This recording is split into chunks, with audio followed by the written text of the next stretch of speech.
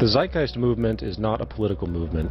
It does not recognize divisionary notions such as nations, governments, races, religions, creeds, or class. Rather, we see the world as one organism, with the human species as a singular family. Simultaneously, we acknowledge that we depend entirely on our environment, not only in regard to the necessities of life, such as food, air, and water, but also for influence and guidance in regard to life's processes. We recognize and understand that aligning ourselves with natural processes is the most progressive and productive disposition we can have. The Zeitgeist Movement, in fact, is the activist arm of the Venus Project, an organization which constitutes the lifelong work of industrial designer and social engineer Jacques Fresco. Simply put, what the Venus Project represents and what the Zeitgeist Movement hence condones could be summarized as the application of the scientific method for social concern. One of the greatest discoveries of humankind, which has allowed for tremendous advancement in our abilities on this planet, has been the understanding and application of science. Through the humane application of science and technology to social design and decision-making, we have the means to transform our environment into something exceedingly more balanced, organized, humane, productive, and most importantly, sustainable. As many are aware at this time, both our societal integrity and ecological integrity are in serious question. The current economic system is falling apart at an accelerating rate, with the prospect of worldwide unemployment and destabilization occurring possibly on the largest scale ever seen. Simultaneously, we are courting the point of no return in regard to the destruction of the environment. Given the current state of affairs, many of which will be addressed in the first part of this presentation, the viewer should find that we not only need to move in another direction, we have to. In order to understand where we are and how we have gotten to this point in history, we need to address those societal attributes which have greatly affected our social conduct. The most important observation in this regard is our use of a monetary system. In this section, we are going to address the mechanisms of our world monetary system, pointing out the consequences this type of organizational structure has produced. These consequences include 1. The need for cyclical consumption, denoting the economic requirement that products and services are perpetually bought and sold regardless of quality and waste. 2. The abundance of scarcity, denoting how resources, goods, and services are deliberately made scarce to ensure profitability within the supply and demand equation. 3. The priority of profit, denoting the vast corruption commonplace in the world due to the need to generate income. 4.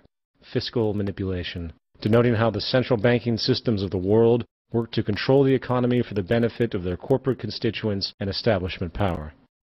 1. The need for cyclical consumption. The roles of people in a monetary system are basically broken into 3 distinctions: the employee, the employer, and the consumer. The employee performs tasks for the employer in exchange for a wage or monetary payment, while the employer sells a good or service to the consumer for a profit, another classification of monetary payment. In turn, both the employer and the employee function as consumers, for the monetary payments they obtain are used to purchase goods and services relevant to their survival. This act of purchasing goods and services is what allows the entire system to perpetuate, thus allowing for the employer and employee to make money and thus continue consuming. In other words, it is the requirement of perpetual or cyclical consumption that keeps the entire economy going. If consumption was ever to stop, the whole system would collapse. This produces 2 severe consequences for society. 1. Nothing physically produced can ever maintain a lifespan longer than what can be endured in order to maintain the needed cyclical consumption.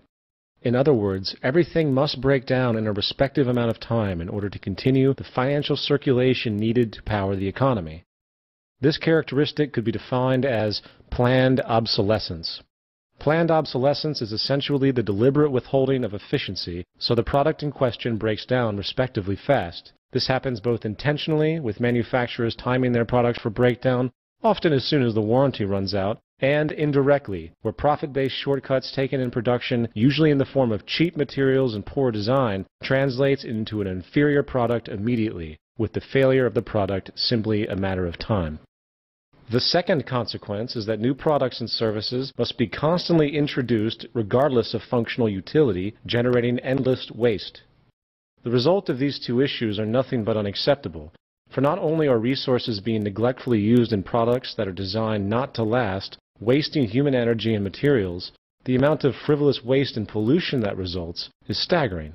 In other words, waste is a deliberate byproduct of industry's need to keep cyclical consumption going. The obsolete or expired product is trashed, often to landfills, polluting the environment, while the constant multiplicity accelerates this pollution. To express this from a different angle, imagine the economic ramifications of production methods that strategically maximize the efficiency and sustainability of every product, using the best known materials and techniques available at the time. Imagine products so well designed that they didn't need maintenance for, say, 100 years. Imagine a house that was built from fireproof materials, where all appliances, electrical operations, plumbing, and the like were made from the most impermeable, highest integrity resources available on Earth. In such a saner world, where we actually created things to last, minimizing pollution and waste, a monetary system would be impossible, for cyclical consumption would slow tremendously, forever weakening so-called economic growth. Mechanism 2. The abundance of scarcity. In monetary economics, supply and demand is partly how goods and services obtain value. The more there is of something, the less it is worth in respect to itself. If we woke up one day and, for some reason, hypothetically speaking, there were only 100 oranges left in existence with no possibility to grow more, the value of those oranges would skyrocket, for they are now extremely scarce.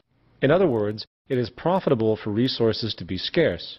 If a company can convince the public that their product is rare, the more they can charge for that product.